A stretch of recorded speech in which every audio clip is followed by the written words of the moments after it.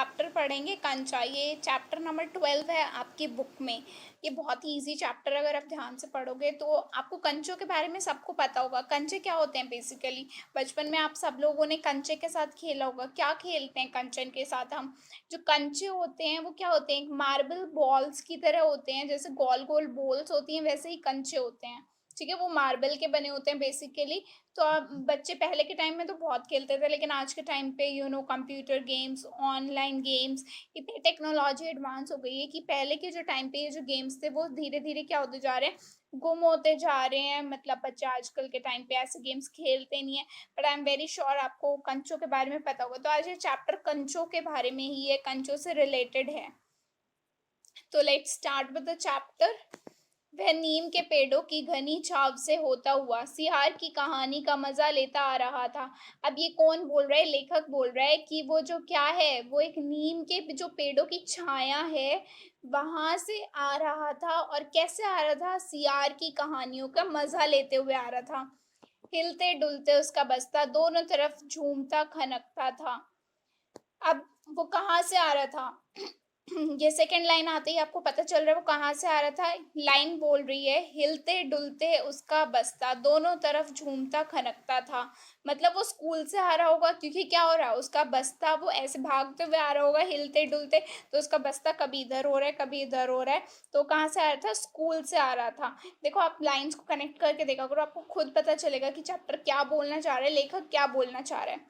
Slate कभी छोटी शीशी से टकराती तो कभी पेंसिल से। अब बैग में बहुत सारे सामान होते हैं, सारे सामान ऐसे रखा होता है। आपने भी कभी कभी देखा होगा कि आपके बैग में कभी टिफिन रखा है और चम्मच रखी है, तो जब आप चल रहे होते हो तो टिफिन और चम्मच एक दूसरे के साथ टकराती हैं तो आवाज़ होती है। या कभी आपका पेंसिल बॉक्स मतलब ज्योमेट्री रखी है और आपका टिफिन रखा है तो एक दूसरे के साथ टकरा के आवाज़ होती है। या फिर आपका कई बार पेंसिल बॉक्स में जब आप छोटे थे बहुत सारे सामान रखते थे, पेंसिल, शार्पनर, तो जब आप भागते थे तो वो सब चीज़ें क्या करती थी? आवाज़ें करती थी। तो ये वही कह रहे हैं कि इसके बैग में क्या है, स्लेट और छोटी सी शीशी है।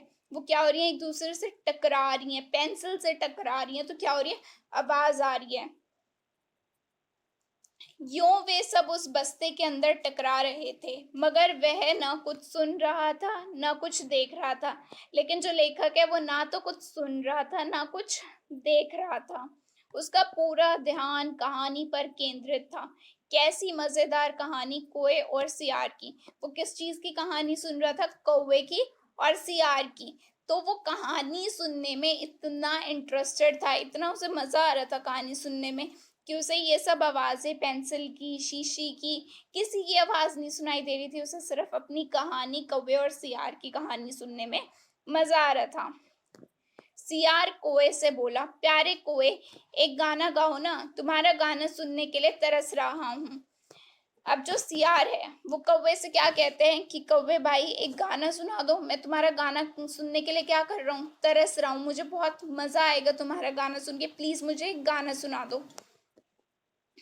कौवे ने गाने के लिए मुंह खोला तो रोटी का टुकड़ा जमीन पर गिर पड़ा। बचपन में भी आपने ऐसी स्टोरी सुनी होगी कि लोमड़ी के पास रोटी होती है, नीचे से उसे कुछ हाँ, कौवे के पास रोटी होती है, लोमड़ी उसे बहका देती है।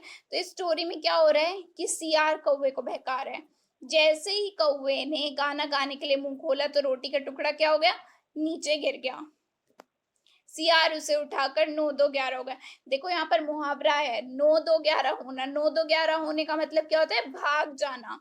9 2 11 होना, भाग जाना। पुलिस को देखते ही चोर 9 2 11 हो गए, मतलब भाग गए। तो यहाँ पे क्या हो रहा है?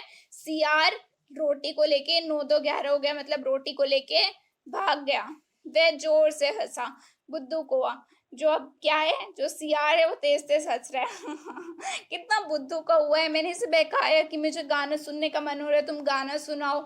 और वो गाना सुनाने के लिए अपना मुंह खोलता है और रोटी नीचे गिर जाती। ऐसे ही लाइफ में बहुत सारे लोग होते हैं जो आपको बेवकूफ़ बनाने की कोशिश करते हैं। वो आपको कुछ कुछ बहकाते हैं और कई बार आप बहक जाते हो तो उन्हें बहुत मज़ा आता है।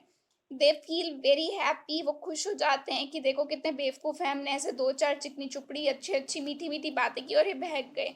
So always beware. सो ये आपका फर्स्ट पैराग्राफ था आपकी चैप्टर का, चैप्टर नंबर 12 कंचा। दूसरा आगे का चैप्टर हम आगे प्रोसीड करेंगे नेक्स्ट वीडियो में। ओके।